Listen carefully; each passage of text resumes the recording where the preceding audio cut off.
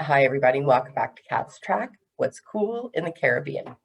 Thanks for subscribing, liking, and sharing this with your friends. Today's episode is with our friend Korath Wright. Korath was born in the Bahamas. His mom is a very successful architect in Calgary, and his father is an entrepreneur in the Bahamas. Besides his loved ones, Korath is extremely passionate about growing Alberta's economy. So nice. Friends, you'll find his full bio attached. Korath, thank you so much for joining us today. Thanks. Great for having me. I I'm glad appreciate you you're having me on. here. Looking forward to hearing what you have to say. Are you ready for the questions? Yeah, absolutely. Excellent. Tell me why you do what you do. Well, why I do what I do. I mean, I'm very passionate about growing Alberta's economy, as you mentioned. I've got a background in sport, actually, and I feel like Alberta's basically given me everything. So from having the Olympic legacy that allowed me to have the facilities to really get a leg up on the competition nationally and globally. That was something that Alberta gave me, and then just owning and operating different businesses in Alberta too. Just having had that opportunity here in Alberta and gone through the cycles a couple of times, the boom and bust while being an entrepreneur, and really just feeling the responsibility for those staff and those families that were part of that with me. Just really tied in this wanting to see Alberta grow and transition and move into its next phase as strong as possible. So I mean, I'm very much behind helping Alberta's economy grow in the best way that I can. Well, thank you, Cora. That's awesome because we're going to need a lot of boots on the ground, and I know you've got a lot of weight behind you. So thank you so much for your service for Alberta. Oh, it's a pleasure. I mean, I'm honored to be here and to be a part of this transition that's happening in Alberta. It is exciting times for sure. What are your top three things that you'd like to share with us today? Oh, well, top three things. I mean, I guess some of the things that I'm focused on at the moment. So I do some different things around business and strategy of financial projects, and so I'm currently helping some mining companies with some investor relations and capitalizing.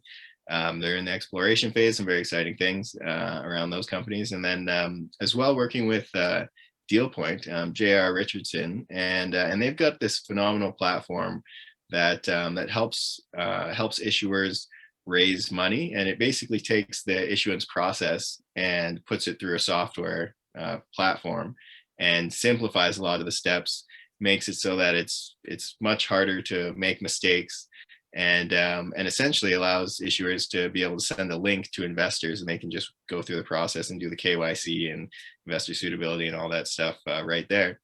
And when I look at this sort of a platform, I look at it different projects I'm involved in and things like that, and just see it as a real enabler for small businesses, small, medium-sized businesses that don't necessarily have the manpower or the resources or the time to be going out and doing all these things themselves. So it really simplifies that process, and I see it just opening up a lot of doors for those sorts of businesses who need to raise capital to take their business to the next level. That's So, awesome. Can you share a yeah, little bit, Cora, sorry to interrupt. So can you yeah, share a absolutely. little bit about the criteria in which you're looking for the deal flow that you put through that process? Right. So those deals, so they're not so much startups these days. They're primarily businesses, smaller businesses, 3 million plus that are looking to raise new capital.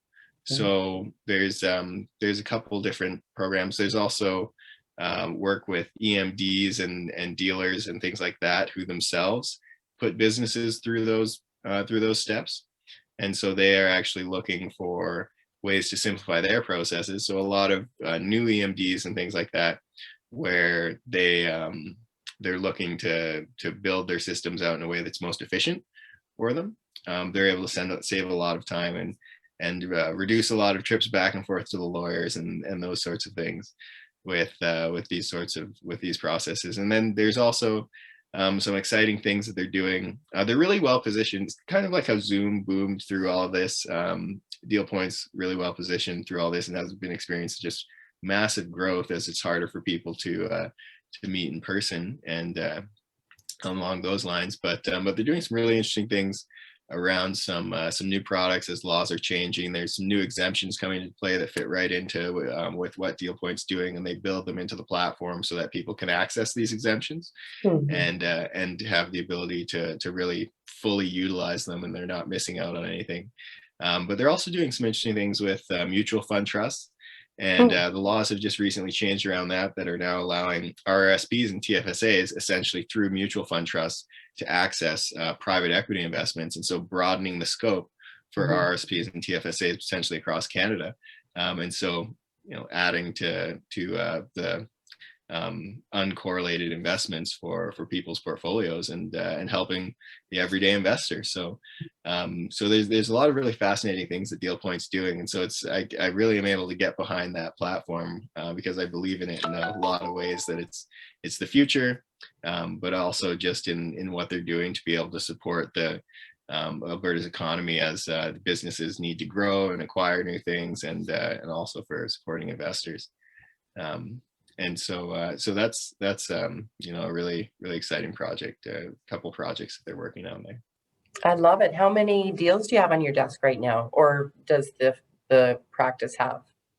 Well, they've got quite a significant amount of deals. Like as I was saying, they've really experienced some growth through what's been going on, and it's interesting because the way that they grow is it's kind of a flywheel effect where a business can have a dozen or 100 investors, and so one business, one issuer will use the program, and then it'll be the investors who end up using it, and they go to their other investments and say, hey, well, this is a great system, it made my life a lot easier, how about we just do this, and it reduces the cost and the time for everybody. So Mhm. so it's been really exciting, the amount of growth coming through there. And then there's some other ways that deals come in, but primarily it's through this kind of flywheel effect, and they really haven't had to do significant marketing or direct marketing in that sense. And so it's quite interesting, the speed of the growth I love that it. that Good they've for been you. experiencing. Yeah. That's excellent. Excellent. What's your second thing? So actually, I guess this kind of still ties on to the first thing. The other, it's Deal Point. So Sandy Gilbert and J.R. Richardson, they're Deal Point, but they're also they're also Intergen as well. And so Intergen has some really exciting things going on. They're a VC fund that focuses on tech, and they're focused on some really interesting things right now. They're just getting behind this fund, the working on getting behind the management of this fund for $100 million public fund that's just come up, and they're looking to get behind that to really drive things forwards for Intergen, and it's focused entirely on the Alberta economy. So that's another way that that this group and Deal Point and Intergen are really just focused on driving the Alberta economy. And so I'm just really happy to be a part of that process and to really see it working from the inside, and sort of on the leading edge of technology and Alberta's transition, and just the growth moving forwards. I love So it. it's, yeah. Excellent. Yeah. So those, I kind of count those as one thing, Yeah. even though Good. even though they are different aspects. And so there's that. There's the mining as well, and then the big focus is really sourcing different deals, and so different transactions as far as business transitions. And so this is really around the transition for a lot of entrepreneurs who are at the point where they're retiring and looking for Mhm. ways to transition their businesses, and finding healthy ways for those businesses to continue and to grow, and to make sure that they're able to keep contributing to the economy, but even doing so in even a greater capacity, and be positioned to keep moving forwards. Mm. And that's focused a lot on Western Canada, but really largely in Alberta. So just working on different ways to do different things around management buyouts or acquisitions, and with different types of backers to help these businesses grow and thrive into the future. As Mm. and with everything that's going on right now, there's a lot of different businesses are having challenges, but within these challenges, there are different types of opportunities as well. And finding ways to keep businesses from shutting their doors and being able to transition where they can keep employing people and make some structural changes if necessary in some cases to actually grow out the other side and or increase market share so that they're positioned to grow out the other side and these sorts of things. So that's really my primary focus is businesses that are working on or owners who are looking to transition their businesses, looking to retire, helping them do that and get the most out of it while still seeing their businesses survive and thrive out the other side, so they can still feel good about what they've built and where it's going. What a rewarding role for you and your team. That's excellent. Do you also do the M&A side? Yeah. And so that kind of ties in with the transition. So looking for opportunities for these businesses to grow, and strategic combinations, these sorts of things. I focused on the M&A, the post-merger integration, and also international M&A. And so looking at different opportunities around those things where maybe through transitioning, the business is actually able to find more opportunities or new opportunities, or a business that's having challenges can potentially work together with another business and find a way to move forwards in a way that works better for both businesses, and can save jobs and create more jobs. So in that way, helping drive the economies here and in other regions too, but a lot of it is just anchored here in Alberta. A lot of my network are very interested in this topic. I think you and I should take this offline and actually build a webinar together. That sounds fantastic. Let's do it. Good. Yeah, excellent. Great. And what about in closing, and what's on your new frontier or good news story? Oh, new frontiers. I mean, this the weather's finally coming around. That's that's phenomenal. But yeah, really just looking forwards to this year and just these projects that are developing with DealPoint, with Intergen, those things. Just the way that DealPoint is positioned is just, I really think it's just a phenomenal opportunity for them to grow and for supporting the Alberta economy and really driving changes in the way that people invest and even in the, at different levels. So the way that people invest directly in companies, but also the way that people every day, anyone can invest in their TFSAs and RSPs, changing the way that people can do that and opening up the gate, because a lot of these opportunities to really get in on good investments, although there can be more risk, they're closed off to the everyday investor or to everyday person.